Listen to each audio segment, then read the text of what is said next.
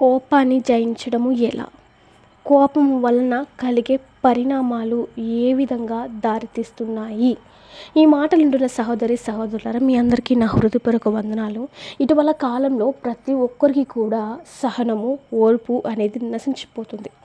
చీటికి మాటికి ఊరికూరికి కోపం వచ్చి ఆ కోపంలో ఏం చేస్తున్నామో తెలియనిటువంటి స్థితిలోకి అనేక మంది యవ్వనస్తులే కానీ, అనేక మంది పెద్దవారే కానీ, అనేక మంది వయసులో ఉన్నటువంటి వారు కానీ, ముసలమ్మలే కానీ, పిల్లలేమి, ప్రతి ఒక్కరికి కూడా కోపం అనేది చాలా ఎక్కువైపోతూ ఉంటుంది. అటువంటి కోపంలో మనం ఎటువంటి డెసిషన్స్ తీసుకుంటామో అస్సలు తెలియడం లేదు. ఈరోజు ఆ యొక్క కోపము జయించి గొప్ప బహుమానాన్ని, తర్వాత గొప్ప దీవెన ఎలా పొందుకోవాలో ఒకసారి మనము చూద్దాము. బైబిల్ గ్రంథంలో నుంచి ఒక ఇద్దరు వ్యక్తులు మనం తీసుకుందాము. ఆ వ్యక్తులు, ఒకటి మోషే గారు, రెండు తప్పిపోయిన కుమారుడు. మొదటిగా మోషే గారిని మనం జ్ఞాపకం చేసుకున్నట్టయితే, మోషే గారు ఇశ్రాయేలీయుల ప్రజలు ఐగుప్తులో బానిసత్వంగా పనిచేస్తూ, మరి ఆ కాలంలో ఫరో గారు ఎంతగానో ఐగుప్తు ప్రజలను ఇబ్బంది పెడుతూ నానా విధాలుగా ఇబ్బంది పెడుతున్నారు. అది తెలిసినటువంటి మోషే గారు వెళ్ళి ఆ యొక్క ఐగుప్తు దేశంలో ఉన్నటువంటి ఒక వ్యక్తిని చంపేశారు.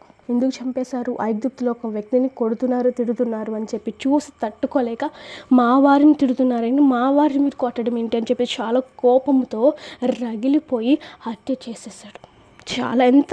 ఎందుకు హత్య చేశారు? అక్కడ కోపం వచ్చేసింది. కోపము తట్టుకోలేకపోయారు. ఆ ఓర్పు సహనము నశించిపోయింది. ఆ కోపంలో ఒక మనిషి ప్రాణం తీసేశారు. ఆ కోపంలో అతన్ని నమ్ముకున్నటువంటి కుటుంబ సభ్యులకు కన్నీటి దుఃఖాన్ని మిగిల్చారు. ఆలోచించేటువంటి స్థితి ఆ సమయంలో మోషే గారికి లేదు. కానీ ఆ తర్వాత ఆయన ఎంతో నెమ్మదస్తుడైపోయారు.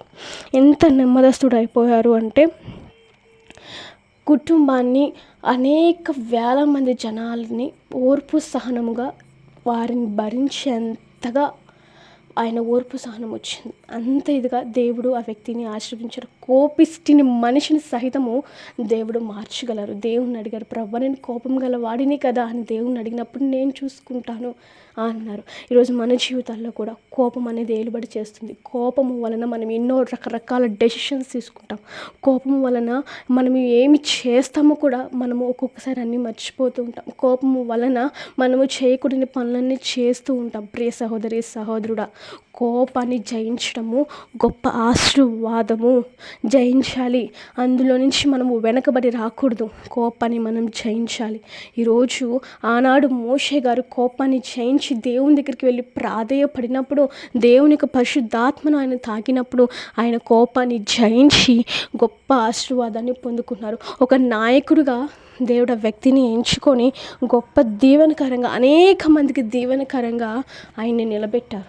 అలాగే ఈరోజు దేవుడు కూడా నిన్ను ఒక గొప్ప స్థానానికి, ఒక గొప్ప స్థాయికి, గొప్ప విలువైన ప్రదేశానికి నిన్ను తీసుకెళ్ళాలి అంటే, అనేక మందికి ఆశీర్వాదకరంగా ఉంచాలి అంటే, ముందు నీలో ఉండాల్సింది కోపాన్ని జయించే శక్తి ఉండి, నీకు ఓర్పు సహనం అనేది ఉండాలి నీ జీవితంలో. అప్పుడే నువ్వు అనుకున్న నిన్ను దేవుడు ఒక గమ్యస్థానానికి, ఒక గొప్ప స్థానానికి తీసుకువెళ్తారు. అదేవిధంగా తప్పిపోయిన కుమారుడి గురించి మనం ఆలోచించినప్పుడు, మరి తప్పిపోయిన కుమారుడు కోపంతో ఒక డెసిషన్ తీసుకున్నాడు. లైఫ్ అంతా చాలా వరకు కూడా స్పాయిల్ అయిపోయింది తనది. తప్పిపోయిన కుమారుడు తన యొక్క జీవితంలో ఎంత నలిగిపోయాడంటే, తండ్రి ఆస్తి నాకు సగం ఆస్తి ఇచ్చేసాను అని చెప్పేసి ఆ ఆస్తిని తీసుకెళ్ళిపోయి దుబారాగా ఖర్చు పెట్టేసేసి, ఇంకా నా ఇష్టం వచ్చి నేను బ్రతకొచ్చు, ఈ డబ్బుతో నేను ఏమైనా సాధించవచ్చు అనుకున్నాడే కానీ తర్వాత వచ్చే పరిణామాల గురించి ఆలోచించలేకపోయాడు. స్నేహితుని చూసుకొని విర్రవీగిపోయాడు. మరి నా ఇష్టం వచ్చి నేను బ్రతుకుతానని తండ్రికే శపథం చేసి మరి వెళ్ళిపోయినటువంటి స్థితి తప్పిపోయిన కుమారుడు మళ్ళీ ఏం చేశారు? తను చేసిన తప్పు తెలుసుకున్నాడు, గ్రహించాడు. తెలుసుకొని మళ్ళీ తిరిగి ఎక్కడికి వచ్చారు? తన తండ్రి దగ్గరికే వచ్చాడు. నాన్న నేను చేసిన తప్పు అని చెప్పే లోపే అతని హృదయాన్ని తెలుసుకున్నటువంటి తండ్రి ప్రశస్తమైనటువంటి వస్త్రాలు, మంచి ఉంగరాన్ని తొడిగి, నీవు నా కుమారుడవు, నేను పనిలో పెట్టుకోను కానీ నా కుమారుడు కానీ చూసుకుంటాను అన్నాడు. అది కాదా గొప్ప బహుమానము? అది కాదా గొప్ప దీవెన? ఈరోజు మన జీవితాలలో కూడా కోపాన్ని అణుచుకోవాలి. కోపం కదా, నేను ఇంత కోపంలో ఇంత దుర్మార్గమైన పని చేశాను కదా, కోపంలో నా అనుకున్న వారిని నేను వదులుకున్నాను కదా, కోపంలో నాకు ఇష్టమైన వారిని అనరాని మాటలన్నీ అనేసాను కదా, కోపంలో రాంగ్ డెసిషన్ తీసుకున్నాను కదా, ఇప్పుడు ఎలా? పోనీ కోపం ద్వారా నేను దేవుని నామాన్ని అవమానపరిచానే, కోపము ద్వారా నేను నా జీవితంలో అనుకున్న దాన్ని నేను లాస్ట్ మినిట్ వరకు వెళ్ళి కోల్పోయానే, కోపం ద్వారా నేను ఇప్పుడు దేవునికి దగ్గర ఎలా అవ్వాలి అని ఒకవేళ నీవు అనుకుంటున్నావేమో, స్టాప్ ఆల్ థింకింగ్స్ అన్నీ ఆపివేసేయండి. అన్ని ఆలోచనలన్నీ ఆపివేసేసి ఒక్కటే ఆలోచన, ఒక్కటే decision. What is that means? You have to surrender God. ఒక్కటే దేవునికి సరెండర్ అయిపోండి.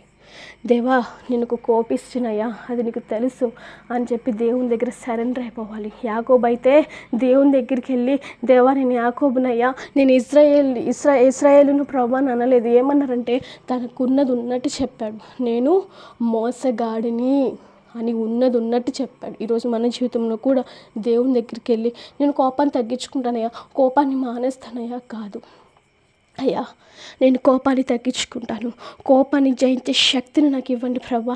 నాడు మోషే గారు ఎలా కోపాన్ని జయించారో, మరి తప్పిపోయిన కుమారుడు తన కోపాన్ని ఎలా జయించాడో, ఈరోజు నేను కూడా నా కోపాన్ని జయిస్తానయ్యా, నాకు శక్తిని ఇవ్వండి ప్రభా. నేనున్నటువంటి కోపిస్తనాన్ని తీసివేసి ఓర్పు సహనాన్ని దయచేయండి ప్రభా అని మనం అడగాలి. అంతేకాదండి, మనం మోషే గారిని తప్పిపోయిన కుమారుని చూస్తున్నాము, అదేవిధంగా సర్వశక్తిమంతుడైన దేవుని కూడా ఒకసారి చూసినట్లయితే ఈ భూలోకంలో ఎంతోమంది ఎన్నో మాటలు అన్నారు, అసలు దేవుడు పడాల్సిన అవసరం లేదు. బట్ అయినప్పటికీ అనేకమైనటువంటి మాటలు అన్నారు, ఊరికే అన్నారు, నిందలేశారు, కొట్టారు, తిట్టారు, మూవేశారు, కిరీటం పెట్టారు, ముళ్ళ కిరీటం పెట్టారు. దేవుడు కోపడ్డా? ఏం చేశారు? ఓర్పు సహనంగా ఉన్నారు. ఓర్పు సహనంగా ఉండి ఆయన తనకు అవసరమైన సమయంలో ఆయన ఎంత మహిమ స్వరూపి, ఆయన గొప్ప దేవుడని ఎలా తెలియపరిచారు?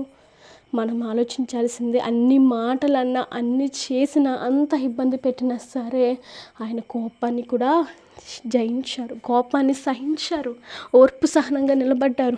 మనుషుల వైపు మనుషులు పెట్టేటువంటి, వాళ్ళు తెప్పించేటువంటి కోపం కాదు మనం చూడాల్సిన. ఆ టైంలో మనం ఓర్పు సహనంగా ఉంటే కొన్ని సమస్యలకు పరిష్కారం అక్కడే దొరుకుతుంది.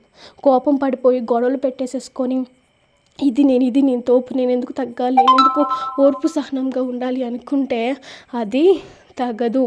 నీవు ఒంటరిగానే కాదు, నీ యొక్క ఆఫీస్లోనే కానీ, లేకపోతే నీ యొక్క ఫ్యామిలీలోనే కానీ, లేకపోతే నీ కుటుంబ సభ్యులలోనే కానీ, నీ యొక్క ఫ్రెండ్షిప్స్లో కానీ, ఏ రిలేషన్లో ఉన్న కోపాన్ని జయించేటువంటి శక్తి కలిగి ఉండాలి.